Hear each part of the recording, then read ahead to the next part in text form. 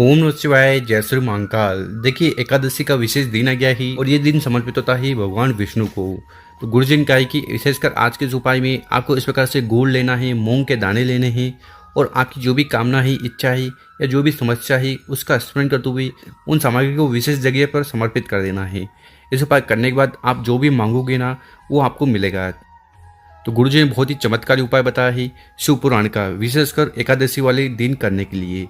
तो ये विशेष उपाय कैसे करना है वो बताएंगे। उसके पहले इस वीडियो को लाइक कर दें, चैनल पर नए हो सब्सक्राइब कर दें और कम से कम 3 लोगों के साथ इस वीडियो को जरूर शेयर करें, उन लोगों की मदद करें। तो जानते हैं गुरुजी द्वारा बताया गया पहला उपाय। विशेषकर ये उपाय क्यों करना है। देखिए, अगर आपके घर में ऐसा कोई व्यक्ति है जिसमें बल की बहुत कमी, किसी न किसी समस्या से वो गुजर रहा है, वो बीमार है, पीड़ित है, ठीक, या कुछ न कुछ समस्या उसके माथे पर लगी रहती है, तो ऐसी कौन सी भी समस्या है ना, तो उसके लिए पहला वाला उपाय जरूर करिएगा। तो इस वाले उपाय के लिए जो सबसे पहले सामग्री आपको चाहिए वो है गुड़ के टुकड़े। इस प्रकार से 1-2 गुड़ के टुकड़े ले लीजिएगा। साथ ही साथ जो अगली सामग्री आपको लेनी है वो है हरे मूंग। क्या लेने हैं? हरे मूंग। कितने लेने हैं? तो गुरुजी ने कहा है कि आपको एक मुट्ठी, कितने? एक मुट्ठी हरे मूंग के दाने लेने हैं।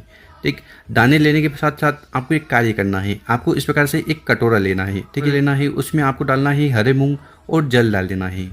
ठीक, ये उपाय कब करना है? तो जब आप शिव मंदिर जा रहे हो उसके 1 घंटे पहले आपको इस प्रकार से कटोरा लेकर उसमें हरे मूंग डालकर ये इनको भिगो लेना है। ठीक, और जब आप शिव मंदिर जा रहे हो तो उस समय फिर वो पानी निकाल देना है और फिर सिर्फ हरे मूंग आपको रखना है। साथ ही साथ आपको इस प्रकार से एक तांबे का लोटा भी लेना है और उसमें आपको अपने घर से जल भर लेना है। देखिए, गुरुजी कहते हैं कि अगर आप अपने घर से जल लेकर शिवलिंग पर जाकर समर्पित कर दोगे ना, तो इससे आपके घर के तीनों दोष समाप्त होंगे, काल सर्प दोष, वास्तु दोष और पितृदोष। और फिर जो भी सामग्री हमने आगे बताई थी उनको लेकर आपको शिव मंदिर चले जाना है। सुबह करना चाहो तो ये उपाय सुबह कर सकते हो या शाम को भी कर लीजिएगा। शिव मंदिर में पहुंचकर जो भी पूजन पाठ करना है कर सकते हो। फिर उत्तर दिशा की तरफ मुंह कर बैठ जाना है और विशेषकर नंदीश्वर महादेव जी का ये उपाय करना है। तो इस उपाय में करना क्या है कि आपके पास एक कटोरी है जिसमें आप हरे मूंग के दाने लाए थे, ठीक है। उस कटोरी के ऊपर आपको इस प्रकार से गुड़ को रख देना है, ठीक है।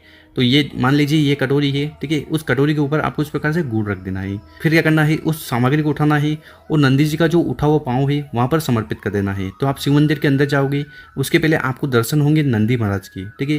तो नंदी महाराज के उठे हुए पाँव पर उन दोनों सामग्री को आपको समर्पित कर देनी है। ओम नंदीश्वराय नमो, ओम नंदीश्वराय नमो, इस मंत्र का जाप करते हुए, ठीक है। उसके बाद आपके पास जो तांबे का लोटा है उस तांबे के लोटे को उठाना है और आधा जल आपको शिवलिंग के ऊपर समर्पित करना है। ओम नमः शिवाय श्री शानस्तुभ्यम, इस मंत्र का जाप करते हुए, और फिर आधा जल आपको समर्पित करना है नंदी जी का जो उठा हुआ पाँव है यहाँ पर, ठीक है। तो इस प्रकार से पहला वाला उपाय करना है। उसके बाद आपको शिवलिंग के पास बैठकर अपना नाम और गोत्र का उच्चारण करते हुए नंदीश्वर महादेव जी से प्रार्थना कर लेना है कि आपके जीवन में जो भी कष्ट है, परेशानी है, समस्या है, उन्हें समाप्त करें। या अगर आपके घर में ऐसा कोई व्यक्ति है जिसमें बल की कमी है, ठीक है, कुछ ना कुछ पीड़ा उसके जीवन में आ रही है, तो वो समाप्त हो जाए। तो इसी विशेष प्रार्थना करते हुए ये उपाय जरूर करिएगा। अब जानते हैं गुरुजी द्वारा बताया गया दूसरा उपाय। विशेषकर ये उपाय आपकी हर प्रकार की जो कामना है, इच्छा है या जो विष है उन्हें पूर्ण करेगा। अब वो चाहे व्यापार को लेकर हो, नौकरी को लेकर हो या आपके जो कार्य अटक रहे हैं उनको लेकर हो। और ये दूसरा वाला उपाय कैसे करना है वो बताएंगे। उसके पहले अपने शुभ हाथ से 2 कार्य कर लें। एक तो इस वीडियो को लाइक कर दें और कम से कम 5 लोगों के साथ व्हाट्सएप पर इस वीडियो को शेयर कर दें। तो इस वाले उपाय के लिए सबसे पहले जो सामग्री आपको चाहिए वो है दीपक। तो इस प्रकार से आपको एक दीपक ले लेना है। आप चाहो तो मिट्टी का ले लीजिएगा या आप आटे का दीपक भी बना सकते हो। इस दीपक के अंदर आपको डालना है गोलबत्ती और जलाने के लिए जो सामग्री लेना है वो है घी। गाय का शुद्ध घी मिल जाए तो सर्वोत्तम होगा। देखिए, गुरुजी कहते हैं कि गोल बत्ती का उपाय हम सभी देवताओं के लिए करते हैं और लंबी बत्ती का उपाय सभी देवियों के लिए करते हैं, ठीक है। तो अगर आपकी किसी कोई कामना है, इच्छा है जो पूर्ण नहीं हो रही ना, तो फिर आपको गोल बत्ती का उपाय करना चाहिए। धन संपदा में वृद्धि के लिए और वंश वृद्धि के लिए आपको लंबी बत्ती का उपाय करना चाहिए। साथ ही साथ आपको इस प्रकार से एक प्यारा सा तांबे का लोटा लेना है और उस तांबे के लोटे में आपको अपने घर से, अपने किचन से जल भर लेना है। जल भर लिया। साथ ही साथ अगर आपके घर पर गंगा जल है, ठीक है, तो गंगा जल की कुछ बूंदें आपको जल के लोटे में डाल देनी है और फिर मात्र दोनों सामग्री को लेकर आपको शिव मंदिर चले जाना है। ये वाला उपाय भी गुरुजी का है कि सुबह शाम आप कर सकते हो। मंदिर पहुंचकर उत्तर दिशा की तरफ मुंह कर बैठ जाना है। और इस वाला उपाय में सबसे पहले करना क्या है कि आपके पास जो तांबे का लोटा है ना, उस तांबे के लोटे को उठाना है और धीरे धीरे कर पूरा जल शिवलिंग के ऊपर समर्पित कर देना है। ओम नमः शिवाय श्री शानस्तुभ्यम, इस मंत्र का जाप करते हुए जल समर्पित कर दिया। उसके बाद आपके पास जो दीपक है उसको आपको शिवलिंग के पास रख देना है। अपने नाम और गोत्र का उच्चारण करते हुए साथ ही साथ भगवान भोलेनाथ का स्मरण करते हुए उस दीपक को यहाँ पर प्रज्वलित कर देना है, जला देना है, ठीक है। दीपक जला दिया। उसके बाद आपको शिवलिंग के पास बैठकर अपना नाम और गोत्र का उच्चारण करते हुए भगवान भोलेनाथ से आपकी जो भी दिल की बात है, कामना है, इच्छा है, वो पूर्ण हो जाए, उसके लिए प्रार्थना कर लेना है। इतना उपाय हो गया। उसके बाद आपको एक और कार्य करना है। आपको क्या करना है, आपको 3 बार ताली बजानी है। ठीक है, 3 बार ताली बजानी है और ताली बजाते समय आपको एक नाम लेना है। नाम है स्वधा। तो आपको ताली बजानी है, फिर बोलना है स्वधा, फिर आपको बोलनी है, फिर आपको ताली बजानी है, फिर बोलना है स्वधा, फिर आपको ताली बजानी है, फिर बोलना है स्वधा। तो इस प्रकार से आपको 3 बार स्वधा का नाम लेना है और ताली बजानी है। देखिए ये जो स्वधा है ना, ये पार्वती माता जी की नानी है। तो विशेषकर 11 वाले दिन, एकादशी वाले दिन जो व्यक्ति इस प्रकार से ये 3 ताली बजाकर अपनी जो भी दिल की बात, कामना कह देता है ना, तो इससे स्वधा माता बहुत ज़्यादा प्रसन्न होती है और आपकी जो भी इच्छा है, कामना है, उन्हें पूर्ण करती है। साथ ही साथ गुरु जी कहते हैं कि एकादशी वाले दिन अगर आप स्वधा पाठ का स्तोत्र कर लेते हैं ना, तो फिर आपको 100 बार श्राद्ध करने का पुण्य फल प्राप्त होता है तथा जितने भी तीर्थ स्थान है वहाँ पर जाकर स्नान करने का भी पुण्य मिलता है। तो आपको एकादशी वाले दिन स्वधा पाठ का स्तोत्र जरूर करना चाहिए, हर प्रकार की कामना, इच्छा पूर्ण करने के लिए। अब जानते हैं गुरु जी द्वारा बताया गया तीसरा उपाय। विशेषकर इस उपाय करने के बाद सारे कार्य बनने लगेंगे। आपकी जो भी कामना है, इच्छा है, वो माता पार्वती जी की, भगवान भोलेनाथ की कृपा से पूर्ण होने लगेगी। तो एकादशी वाले दिन किया जाना विशेष उपाय है।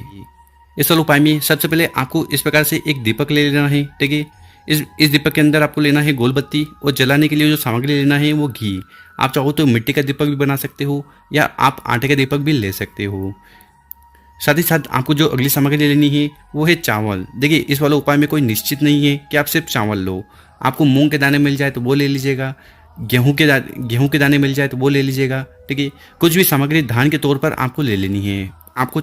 और आगे जो भी सामग्री बची है उनको लेकर आपको चले जाना है बेलपत्र के पेड़ के नीचे। कब जाना है, विशेषकर इस उपाय को प्रदोष काल में करना है, क्योंकि गुरु जी कहते हैं कि अगर आप प्रदोष काल में बेलपत्र के पेड़ के नीचे आकर उपाय करते हो ना, तो इससे माता पार्वती जी, भगवान भोलेनाथ बहुत ज़्यादा प्रसन्न होते हैं।